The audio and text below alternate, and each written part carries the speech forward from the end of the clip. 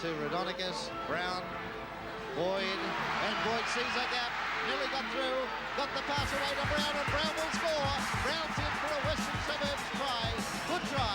Well, I believe that he epitomises all that the gritty game of rugby league is all about. It has been built on the foundation of sort of self-sacrifice, looking after your mates, never giving up, and those skills that are on the field today still win your games, which they will if the New South Wales team performs them. I mean, working as marker, chasing the kicks, taking that step forward to cover the inside pass if it comes back, backing up on every play that's possible. These are contesting the ball in the air on the high kicks. These are the nitty-gritty self-sacrificial things, the 1%ers if you like to call them. They are the things that win games. They distinguish the game from anything else. If even champion players sometimes don't do those things and they fail on the football field in big matches, Tommy Raudonikis epitomised those skills. There has not been a player since him that so defines the ethos of rugby league. Well, I told the State of Origin players at their team dinner on Tuesday night a story which I believe epitomises Tommy. He was playing for New South Wales. The game was against Queensland at Lang Park before it was redeveloped. He ran out onto the sideline ready to go out on the field, and a full can of beer struck him on the side of the head, and blood started to cascade down his face, and he looked up at all of that 40,000 Queenslanders with their red eyes and their 4X beer bloated guts sitting there screaming, and the blood poured down his face, and he stuck his tongue out and he licked the blood, and he turned to a teammate and he said, "How bloody good is this?" And it's a Canterbury ball, and Waterman makes a break, and he's got plenty of pace. I don't think they'll get to him. He's been chased by O'Brady, but Waterman scores. I remember my first game was at Lincoln Oval, and I'd just been 1 year out of high school. First time I took the ball up, I had Tommy there, absolutely belted me. I said, "Well, welcome to the real football, son." And I've always had the greatest respect for Tommy. He's got a great sense of humour. As you probably know, he was one time a roommate. I won't room with him again, but I learned a hell of a lot. I really probably learned off Tom Raudonikis about competitiveness. Being mean in getting that result. That's probably what I got from Tommy. I got the gig in '77 as the halfback, and my mum sent me down a heap of hankies and singlets and that because I'm an asthmatic and I had secreted a lot of mucus. I cut the chase, we get on the plane, I'm sitting next to Tommy, and on the front of Rugby League Week it's got My Ugly Melon, A Star Is Born. And I'm reading it, and I thought, just being a country boy, I'd have a bit of a chat with Tommy, and I said, "Geez, that food's not bad." And Tommy, "What did you think?" And he said, "Get stuffed. Ladies," he said, "something worse than that, you don't need to be too creative." Anyway, cut to the chase, we get to the Brisbane airport, and I'm playing with all these legends I used to watch. And there was Alan McMahon up the back there, Mick Cronin, and there was Tommy, and my best friend on the bus was a bus driver. I was down the front. So we get to the, I think it was the Ridge Hotel, and it was McMahon, Cronin, Rogers Peard, Beetson, Higgs, and room 626, Mortimer Raudonikis. So I go upstairs, see a big king-size bed, small bed.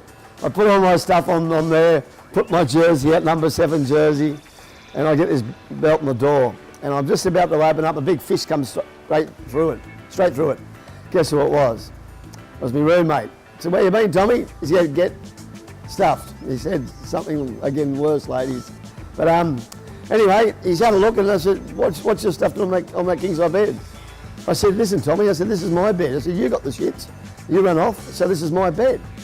He said, "No, get off that, son." I said, "No," and I held on the quilt, closed my eyes, prepared to get belted, and while I'm doing that, I'm hearing the window go open. He throws me bloody bags out the window.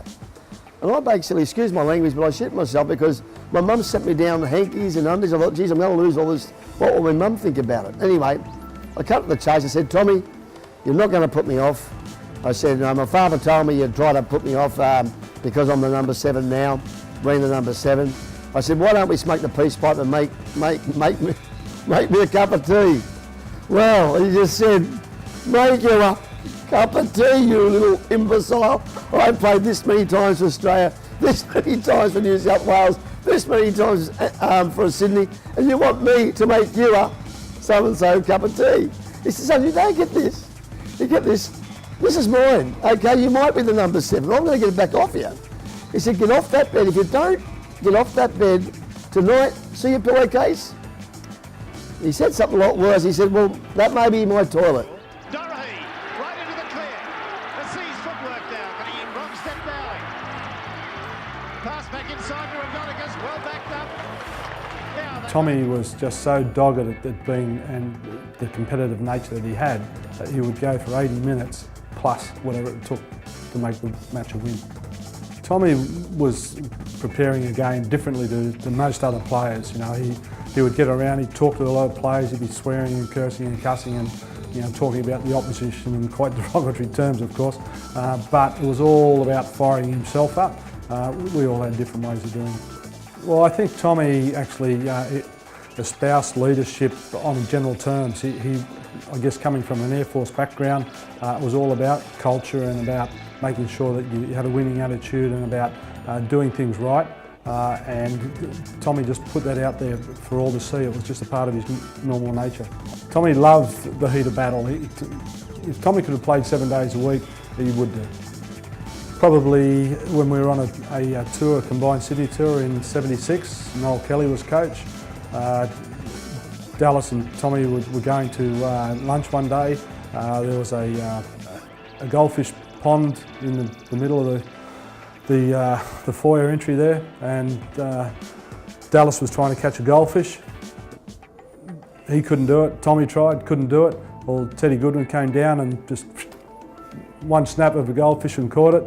Well, both Tommy and Dallas proceeded to eat half a goldfish each. 10 minutes to go. They led by 13-4. Now this is a break-up that followed when a scrum packed down and Geiger, the Queensland hooker, was injured. Now when they repacked the scrum, it just totally flared up. As soon as the ball came out of the scrum, they broke up into several bits. There's Oliphant being thrown aside, copping one from the second row, Ray Higgs. There's Tommy Rodinicus going across to grapple with Oliphant. They'd been at each other's throats ever since they both came onto the field. Rodinicus, I thought, was the turning point of the game for New South Wales. Mortimer was disappointing today, but when Rodinicus came on, the New South Wales team started to take on a bit of fire and a bit of organisation that they didn't have in the first 73 minutes. Great player.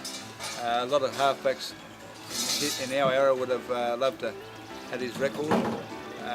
He loved to win, and he'd do anything to do that. Probably when he tried to do a tap dance on my head at Lang Park back in '77, and he succeeded. He come in when the scrum broke up and a bit of a blue on, and I was down on one knee, and a guy had put his finger through my eyelid, and Tommy come down and just give me a bit of a tap around the head with his boot, and, just to say hello. I know we're always going to be we'll be friends for life, and that's the way it should be in sport. You play hard, and win or lose, at the end of the day you walk off the field and your mates and you're going to go and have a beer. The surprise was that Tom never looked like losing. There was no clash of heads to cause Oliphant's cut eyebrow. It was just some very heavy punching that made referee Dal Conway stop the fight. Oliphant is the smaller of the two, and with the second round only a minute old, here's how Tom unleashed the barrage that finally finished the fight.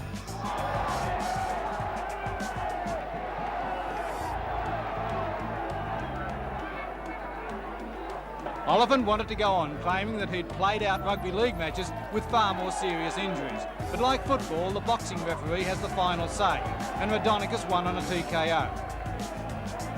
As much as Oliphant protested, like Leichhardt Oval on a Sunday afternoon at 4:30, the points are on the board.